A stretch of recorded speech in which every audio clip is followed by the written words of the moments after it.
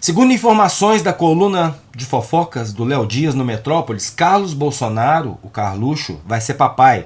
Ou talvez já seja, porque a criança era esperada para o mês de fevereiro. Essa notícia, que não deveria ter grande significância, o ex-presidente vai ser vovô, fez o nome de um parente dos Bolsonaro, Léo Índio, sobrinho da mãe do Carlos, aparecer como trending, um dos temas mais falados do dia.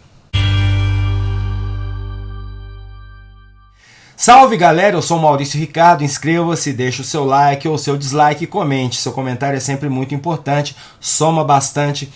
Essa notícia da paternidade do Carlos foi divulgada na noite de ontem. Segundo o Léo Dias, a mãe seria uma secretária do Paulo Guedes. Ao que parece, os pais não estariam juntos como casal, mas a notícia teria sido confirmada por várias fontes ligadas ao círculo familiar dos Bolsonaro.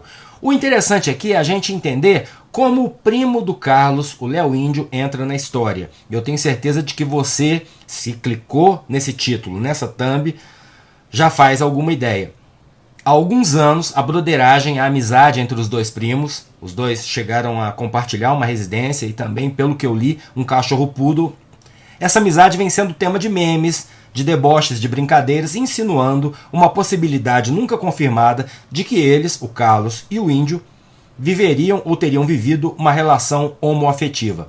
Aqui seria fácil problematizar a fofoca, e eu não vou de forma alguma polemizar com quem pensa isso, porque a luta da comunidade LGBTQIA+, é justamente no sentido de normalizar, de tirar o estigma, de simplesmente deixar de ser notícia o fato de pessoas do mesmo sexo se sentirem atraídas umas pelas outras. É uma realidade humana, tá aí desde que o mundo é mundo, e o preconceito, e a perseguição e a opressão advindas dele já mataram, machucaram, causaram muita dor a incontáveis pessoas ao longo da história. Então, vou repetir, entendo quem pensa assim. O que o Carlos Bolsonaro faz entre quatro paredes seria, literalmente, nesse caso, problema sexual dele. Mas mesmo eu dizendo isso, talvez haja quem pergunte: por que problema? Homossexualidade é um problema? E os mais apressados vão dizer: nossa, não é possível, não se pode falar nada hoje em dia. Pois eu vou por outra linha conciliatória. Homossexualidade não é problema. Os Bolsonaro já registraram ao longo da história política deles incontáveis falas homofóbicas. Esse é o problema. O ex-presidente disse com todas as letras que preferia ter um filho morto a um filho gay.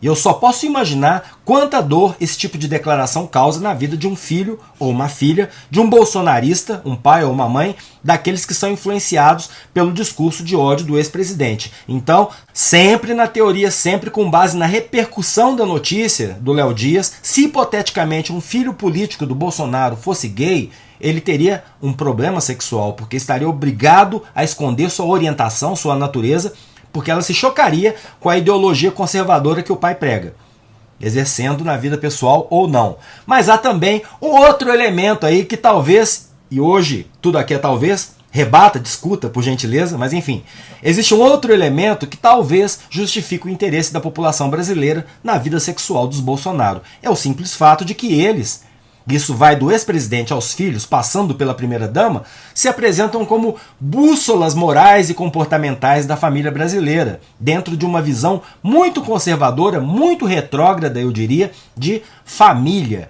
Então as pessoas, por esse ângulo, sentiriam prazer em debochar do Carlos, mesmo que esse deboche envolva o primo dele, para buscar expor a hipocrisia da família. E também para cutucar os bolsonaristas naquilo que eles têm de mais detestável, pelo menos para mim, que é justamente a intolerância, a falta de respeito aos direitos dos outros. Mas o caso não deixa de ter um lado muito triste mesmo. Porque nessa era que a gente está vivendo, várias linhas vêm sendo apagadas ou embaçadas. A gente está perdendo, por exemplo, a noção do que é sério e do que não é, do que é notícia e do que é especulação, do que é humor e do que é ofensa ou difamação. A gente está trocando a editoria, a curadoria de notícias sérias por uma nova ordem que está se impondo pouco a pouco e transformando produtores independentes em fabricantes de manchetes e imagens sensacionalistas para atrair o seu clique.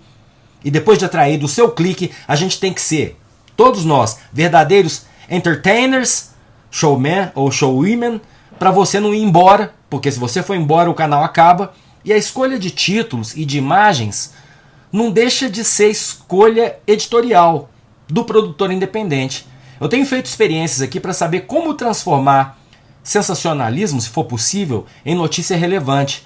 Ninguém pode provar, ninguém sabe dizer se o Léo Índio tem alguma relação com o Carlos, que não seja de amizade e parentesco.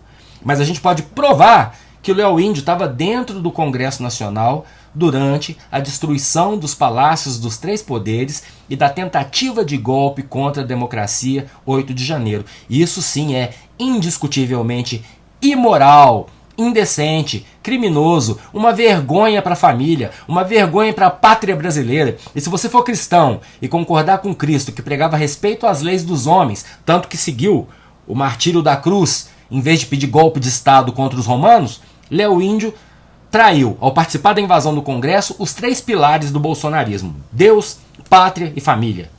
Aí, nos memes sobre o Léo Índio, a gente encontra também uma piadinha em relação ao apelido Índio. Tem até um meme que eu vi, mas não vou mostrar aqui porque envolve criança. Um meme que mostra um bebê com cocar indígena, dizendo que é o filho dos dois. E não tem como não me lembrar de uma outra notícia de hoje vendo essa imagem. Essa notícia sim relevante, essa sim absurda, essa sim revoltante, relacionada a indígenas de verdade, que é: uma única organização criminosa teria movimentado mais de 400 milhões de reais durante o governo passado com mineração e tráfico de ouro ilegalmente extraído das terras Yanomami. Me ensinaram que é no singular, Yanomami.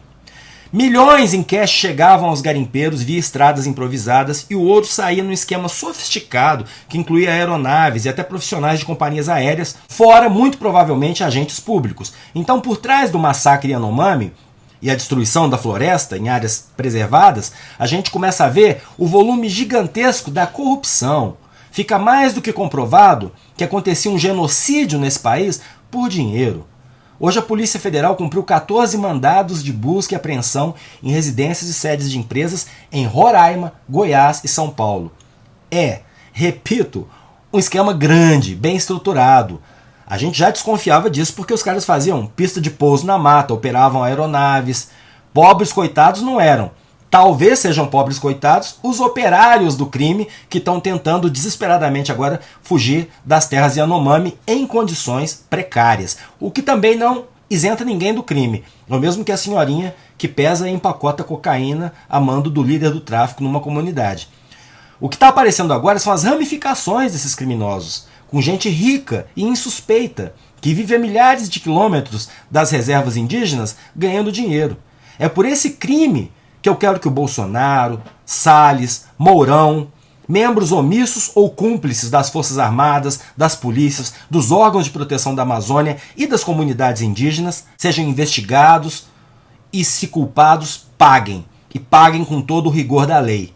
Se para passar essa mensagem, para fazer mais gente clicar, eu tiver que discutir a vida sexual do Carlos Bolsonaro, que merece ser investigado pela atuação criminosa e contínua, ele teria liderado o gabinete do ódio e está espalhando fake news até hoje.